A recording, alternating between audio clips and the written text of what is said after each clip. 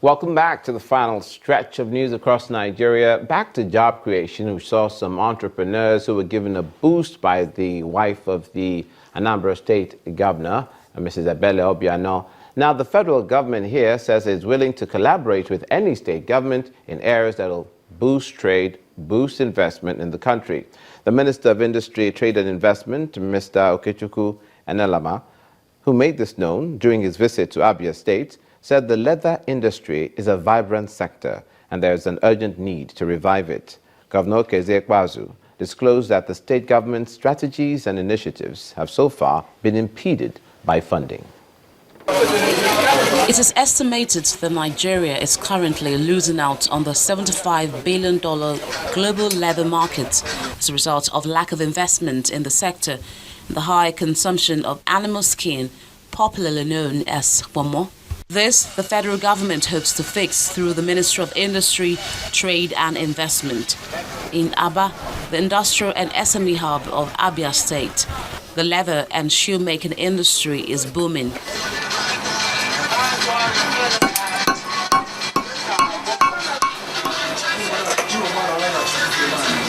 A major attraction that brings the Minister of Industry, Trade and Investment and his team to the state to rub minds with the state government on how to move the sector forward. We clearly want to partner with the states, and I'm glad that Abia is taking the initiative to want to seek cooperation with the federal government. We want to partner with all the states, and those states that are willing and able will clearly get a lot of attention from us.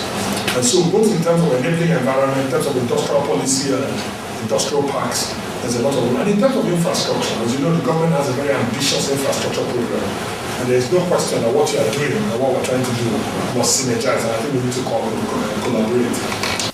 Governor Okezie Ekpeazu is also excited and tells the federal government delegation what the state is doing to boost the production of locally made leather products. There's no arm of the armed forces or even the paramilitary, including the NYS, that we cannot deal with their shoes, their belts, and so on. And our challenge remains that I don't have them in a cluster. There's no mechanized process and procedure. So you see 10, 20, 30,000 people doing the shoes. The quality cannot be consistent. I can see them. I think the quality looks excellent.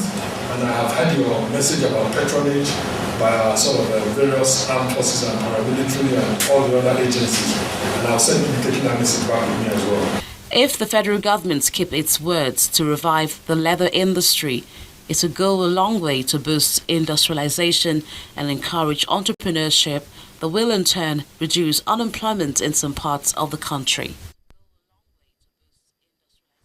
Since we're on the subject of jobs, let's bring you the story concerning the Minister of Labor and Employment, Senator Chris Ngige, who said that the federal government will target unemployed graduates, market women, and the civilian task force in the Northeast as beneficiaries of the federal government's campaign promise of a stipend for the unemployed.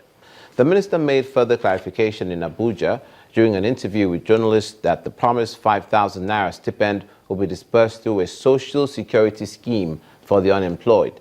According to him, while the federal government engages unemployed graduates through a teacher conversion scheme, other unskilled individuals, including market women and the civilian JTF in the Northeast, will undertake training at the various skills acquisition centers across the country, where they will earn their stipends. The minister also said that the promised stipend for the unemployed will vary depending on the program a candidate is engaged in.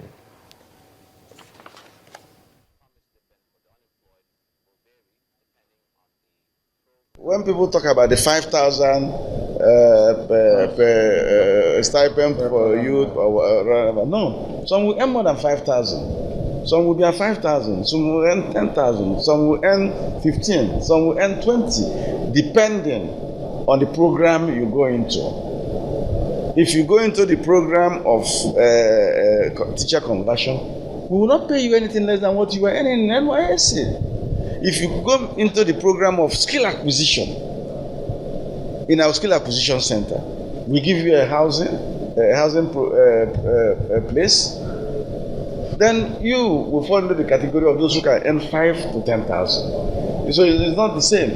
But the important thing is that we want to capture all these people that are unemployed, that are jobless, because joblessness is a serious disease on its own. We will even go into the IDPs, internally displaced persons.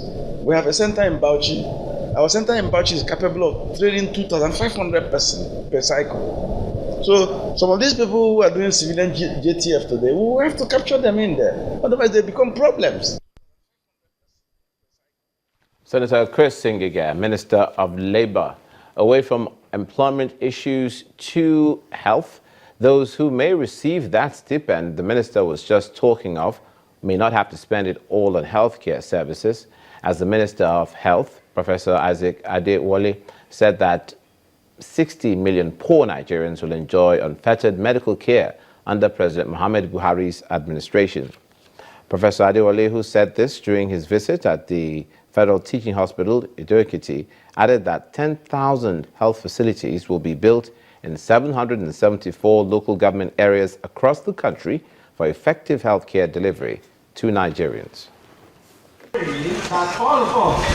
Health workers, management staff of the Federal Teaching Hospital of Ekiti and other stakeholders waiting to receive the Minister of Health, Professor Isaac Adewale. He's accompanied by some top federal government officials and given a warm welcome.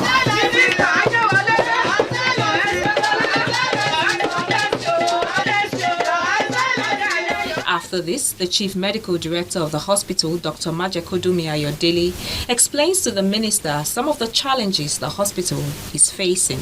The non-funding of residence training program by government has continually subjected me as a person to all sorts of assaults, blackmail, malicious petitions from resident doctors and sundry. Sir, talking about the projects we have to commission here, there is no doubt that most activities in Nigerian tertiary health institutions have been marked by incessant strikes by the various labor unions and associations in the last 3 years. Nevertheless, the management of this hospital refused to use this as an excuse for not performing. The Speaker of the State House of Assembly, Honorable Kola Oluwole, who represented the state governor at the event, asked the federal government to look into the welfare of the staff workers. It's very, very important, so that we can afford a situation where unnecessary strike will continue to be recorded in the teaching hospital. We have beautiful structure. We need human beings to operate this particular structure. After listening to both men, the minister moves to commission some of the projects initiated by the Chief Medical Director in partnership with the Afe Babalola University.